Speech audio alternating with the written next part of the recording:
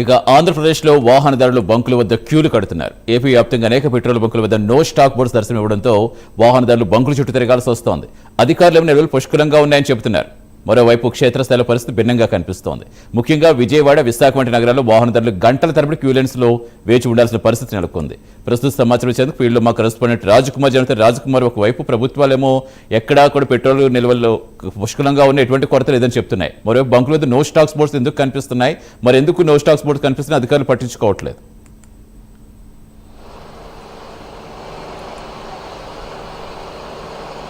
Right Satish, మొత్తానికి ఏదైతే ఆంధ్రప్రదేశ్లో పెట్రోల్కు సంబంధించినటువంటి నిల్వలు సరైనటువంటి రీతిలో అందడం లేదంటూ కూడా పెద్ద ఎత్తున ఇటు సోషల్ మీడియాలోనూ అదేవిధంగా కొన్ని చోట్ల ఇప్పటికే నో స్టాక్ బోర్డ్స్ పెట్టి బంకులను క్లోజ్ చేయడంతో పాటు ఒక్కసారిగా వాహనదారులందరూ కూడా ఆందోళన చెందుతున్నటువంటి పరిస్థితి కనపడుతుంది. పూర్తిగా మరి రాష్ట్ర ప్రభుత్వం ఏమో ఈ పెట్రోల్కి సంబంధించినటువంటి నిల్వలు ఎక్కడా కూడా దీంట్లో జాప్యం జరగలేదు, పెట్రోల్ గురించి ఎవరు కూడా ఆందోళన చెందాల్సినటువంటి అవసరం లేదంటూ కూడా రాష్ట్ర ప్రభుత్వం ఇప్పటికే ఒక ప్రకటన విడుదల చేసినటువంటి నేపథ్యంలో సోషల్ మీడియాలోనూ అదేవిధంగా కొంతమంది ఇన్ఫ్లుయెన్సర్స్ కావచ్చు, మిగతా వారు చెప్తున్నటువంటి ఈ సోషల్ మీడియా ప్రభావం వల్ల పెద్ద ఎత్తున ఇటు ప్రజలందరూ కూడా కొంత ఆందోళనకరమైనటువంటి వాతావరణాలు చెందుతున్నారు. మనం ప్రస్తుతం ఒక బంకులో ఉన్నాం. ఈ బంకులో ఉన్నటువంటి పరిస్థితి కూడా చూడొచ్చు. ప్రస్తుతం ఇప్పుడిప్పుడుగానే రద్దీగా పెరుగుతున్నటువంటి పరిస్థితి కనపడుతుంది.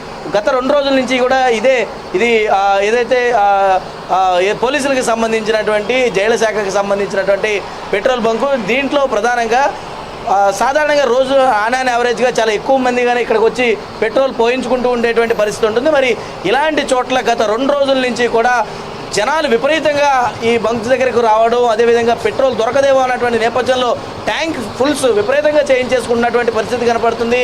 పూర్తిగా ఇదొక భయాందోళన అయినటువంటి ఒక వాతావరణం ప్రజల్లో ఏర్పడిపోయింది. అసలు ఇక్కడ ఉన్నటువంటి పరిస్థితి ఏంటనేది మనతో ఈ బంకుకు సంబంధించినటువంటి వాళ్ళు ఉన్నారు, వారితో కూడా మాట్లాడదాం. అసలు పరిస్థితి ఏంటని చెప్పండి. అంటే గత 2 రోజుల నుంచి కూడా నైట్ పూట చాలా విపరీతంగా జనం అందరూ వచ్చేస్తున్నారు, బారులు తిరుగుతూ ఉన్నారు. ఏంటంటే పరిస్థితి, నిజంగానే పెట్రోల్ కొరత ఉందా మీ బంకులో? అంటే ఎందుకు ఎంతమంది వస్తున్నారు సాయంత్రం పూట? ఏమీ లేదు సార్, జనాలు ఊహ మాత్రమే. మాకు రోజు తప్పించి రోజు రావాల్సిన ట్యాంకరు ఈ 2 రోజుల్లో రోజుకి 2 సార్లు మనం ట్యాంకర్ తెప్పించుకుంటాం. ఎందుకంటే పెట్రోల్ ఎక్కడ దొరకదని ఊహతో జనాలందరూ మాకు బాగా రద్దీగా బాగా జరుగుతుంది సార్. విపరీతంగా మాకు ఎంతంటే రోజుకి 2.5-3 వచ్చింది, డబుల్ అవుతుంది మాకు. వాటి వల్ల ఈరోజు 2 ట్యాంకర్లు రప్పించాం. పొద్దున్న ఒకటి, సాయంత్రం ఒకటి వస్తుంది ఆల్రెడీ. యాక్చువల్గా సాధారణంగా రోజు డైలీ పొద్దున సాయంత్రం ట్యాంకర్ వస్తుందా, లేదంటే ఏదైనా కానీ ఎప్పుడైతే ఈ భయాందోళన కలుగుతుందో అప్పటి నుంచి అంటే యావరేజ్న ఎంతమంది వస్తారు? అంటే మీకు రోజు లెక్కలు చూస్తూ ఉంటారు కాబట్టి ఎంతమంది, ఎన్ని లీటర్ల పెట్రోల్ మీకు అవసరం అవుతుంది, లేదంటే ఇప్పుడు ఎంత అవసరం అవుతుంది గత 2-3 రోజుల నుంచి? చెప్తున్నాను సార్, రోజు మాకు 4,000-5,000 మాకు మినిమం అంటే పర్ డే. ఈ 2 రోజుల నుంచి మాకు డబుల్ అవుతుంది. అది మాకు ఈ ఊహ వల్ల మాకు డబుల్ వెచ్చుకోవాల్సి వస్తుంది. మా బంకులో మాత్రం ఎట్టి పరిస్థితుల్లో డీజిల్ కానీ పెట్రోల్ కానీ కొరత లేదు సార్. మాకు 24 hours మేము రన్నింగ్లో చేస్తున్నాం. సాధారణంగా ఇక్కడ ఏదైతే 100-200 పోయించుకునే వాళ్ళు ఎక్కువ మంది ఉంటారు, కానీ గత 2 రోజుల నుంచి కూడా ట్యాంక్ ఫుల్స్ ఎక్కువ చేయించుకుంటున్నారంటారు. ఇది వాస్తవేనా? వాస్తవమే సార్. వల్లే కాదు, కార్లు అన్నీ 100 రూపాయలు కొట్టించుకున్న ఆయన కూడా ఫుల్ ట్యాంక్ చేయించుకుంటున్నారు. కార్లు కూడా ఎక్కడ దొరకదు అన్న అపోహతో 500-1000 రూపాయలు కొట్టించుకున్నాడు కూడా ఫుల్ ట్యాంక్ కొట్టించుకుని డీజిల్ కొట్టించుకుని వెళ్తున్నారు సార్.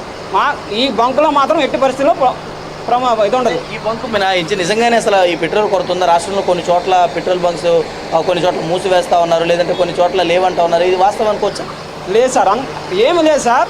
అయితే కొంచెం ప్రైవేట్ బంకుల్లో కొంచెం కొరత ఉండొచ్చు కాదు, కానీ గవర్నమెంట్ బంకుల్లో మాది ఇది గవర్నమెంట్ బ్యాంక్. ప్రతి గవర్నమెంట్ బంకులో మాకు ఏది మాకు తేడా మాకు డోకా లేకుండా వస్తుంది. మాకు ఈ ఉదయం ట్యాంకర్ చేస్తే సాయంత్రంకి వస్తుంది, రాత్రి చేస్తే మళ్ళీ ఉదయానికి వస్తుంది. అట్లా మాకు అయితే ఎట్టి బ్రష్లు డీజిల్ కానీ పెట్రోల్ కానీ ఇది ఉండదు సార్, డోకా లేదు. బాగానే నడుస్తుంది. అయితే జనాల ఊహ అంతే, పెట్రోల్ ఎక్కడ దొరకదు, డీజిల్ ఎక్కడ దొరకదని క్యాన్లు అంటే వస్తున్నాయి. క్యాన్లు తర్వాత ఈ మామూలుగా వాళ్ళు జగ్గులు కూడా తీసుకుని వస్తున్నారు సార్. అది కొంచెం చూడాలంతే. అంటే మీరేం చెప్తారు? నిజంగానే ఇట్లా వచ్చే వాళ్ళకి మీరు ఏమైనా అవగాహన కల్పించేటువంటి ప్రయత్నం చేస్తారు? అమ్మ పెట్రోల్ దొరకటం అనేది అదేం లేదు, కానీ మీరు అదేంటి నమ్మొద్దని ఏమైనా చెప్తున్నారు? నాకైతే నేను ఊహ చెప్తున్నాను సార్. పెట్రోల్ దొరుకుతుంది, మీరు కంగారు పడిన అవసరం లేదు, 24 అవర్స్ మేము నడిపిస్తాము, మీకు ఎనీ టైం మేము ఇస్తాం, మా బంకులో మాకు తేడా ఉండదు. ఎదర్ పర్సన్స్ మేమే సమాధానం చెప్పలేము సార్. అదే కదా సార్, మేము ప్రైవేట్ బంకులు చాలా మంది ఎక్కువ వస్తున్నారు కదా, వాళ్ళకి ఏమైనా అవగాహన కల్పించే ప్రయత్నం చేస్తున్నారు మీరు? నేను చేస్తున్నాను సార్, నేనైతే చేస్తున్నాను, సూపర్వైజర్గా నేను చేస్తున్నాను, ప్రతి ఒక్కరికి చెప్తున్నాను, మీకు పెట్రోల్ దొరుకుతుంది, ఏ ప్రయోజనం లేదు, మీకు భయపడవద్దు, అన్ని వీటిలో దొరుకుతుంది అని చెప్పాను సార్.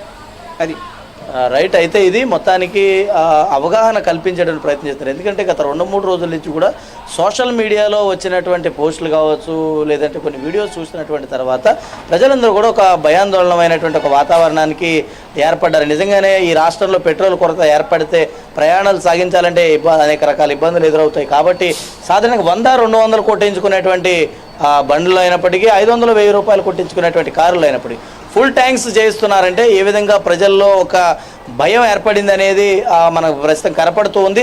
సాయంత్రం 7 గంటల తర్వాత పూర్తిగా క్యూ లైన్ల నిండా బండ్లు ఆగుతూ ఉన్నటువంటి పరిస్థితి ఉంది, కార్లు ఆగుతున్నటువంటి పరిస్థితి ఉందని కూడా చెప్తున్నారు. కానీ ఎలాంటి వదంతులు ఎవరు కూడా నమ్మాల్సినటువంటి పరిస్థితులే, ప్రభుత్వం అప్రమత్తంగా ఉంది.